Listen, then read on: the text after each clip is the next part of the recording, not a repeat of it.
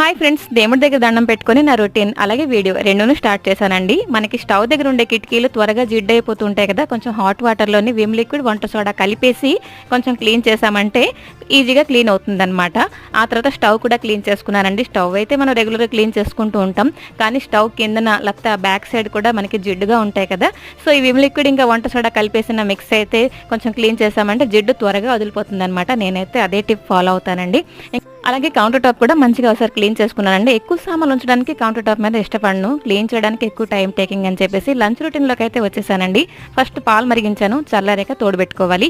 ఈరోజు వంకాయ కూర చేశానండి. అలాగే ఆనపకాయ కర్రీ చేద్దాం అనుకున్నాను, కానీ పప్పులు చేస్తే బాగుంటుంది అని చెప్పేసి ఫిక్స్ అయిపోయాను. ఆయిల్ బాటిల్ అయితే రిఫిల్ చేసి మంచిగా క్లీన్ కూడా చేసేసానండి. పెసరపప్పు ఉడికించేసి ఆనపకాయ ముక్కలు కొంచెం తాలింపు మంచిగా ఫ్రై చేశానండి.